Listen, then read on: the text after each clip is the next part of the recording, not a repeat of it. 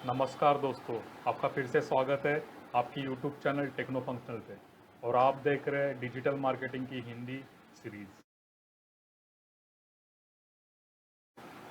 दोस्तों, अगर आप इस चैनल को पहली बार देख रहे हैं तो नीचे दिखाए हुए रेड बटन पे क्लिक मार के आप इस चैनल को सब्सक्राइब कीजिए, लाइक कीजिए और ज़्यादा से ज़्यादा लोगों तक शेयर कीजिए, क्योंकि ये हिंदी सीरीज़ स्पेशली आपके लिए हम लेके आए हैं।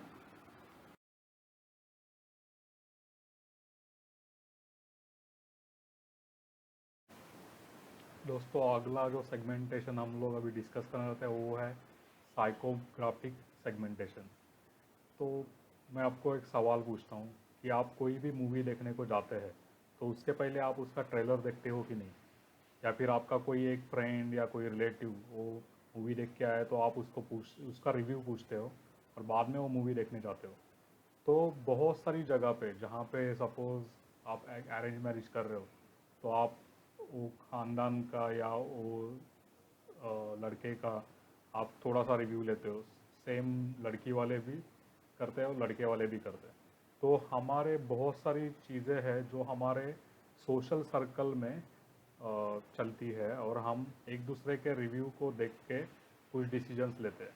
इसका मतलब होता है कि कोई चीज़ एक्सटर्नल चीज़ें रहती है जो हमारे डिसीजंस के ऊपर इन्फ्लुएंस करती है। तो साइकोग्राफिक जो सेगमेंटेशन है वो मोस्टली इसी एस्पेक्ट के ऊपर बिल्ड हुआ हुआ होता है। तो इसके बारे में हम थोड़ा और एडवांटेज डिसएडवांटेज भी देखते हैं इसका क्या रहता है।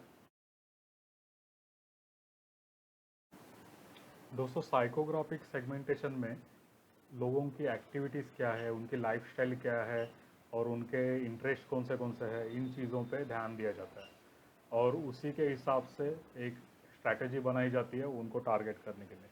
जैसे स्नैपचैट जो फेमस मोबाइल ऐप है चैटिंग का, उसने ये स्टडी किया कि अभी के जो यूथ है उन्हें कंटेंट से ज़्यादा एंटरटेनमेंट में ज़्यादा रुचि है। तो उन्होंने उस हिसाब से अपना चैट टूल डिज़ाइन किया और वो अभी बूम कर रहे हैं। वैसे माइक्रोसॉफ्ट ने इस चीज़ पे फोकस ज़्यादा किया कि बिजनेसेस को ग्रो करने के लिए हम टूल्स और सब कुछ प्रोवाइड करते हैं एक जगह पे, एक ऑपरेटिंग सिस्टम में। तो उन्होंने उस चीज़ को ज़्यादा फोकस किया जिससे उनकी मार्केटिंग और उनका सेल बहुत ज़्यादा हुआ। तो ये थोड़ी बहुत बातें मुझे लगता है आपको इस सेगमेंटेशन को समझने के लिए बहुत आसान होगी। सरल भाषा में अगर इसका मैं एडवांटेज या डिसएडवांटेज बताने का कोशिश करूँ, इसके फ़ायदे क्या है और इसमें थोड़ी नुकसान वाली बातें क्या है, तो ये टाइप का जो सेगमेंटेशन है उसमें आपको बहुत सारा इन्वेस्टमेंट करना पड़ता है, लोगों के इंटरेस्ट, एक्टिविटी और बहुत सारे डेटा कलेक्ट करने के लिए और उसका स्टडी करके एक प्रॉपरली उसका एनालिसिस करके आपको उसको टारगेट करना होता है।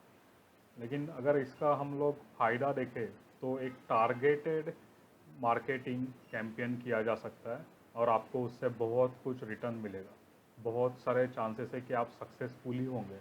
तो ये उसका एडवांटेज हो गया।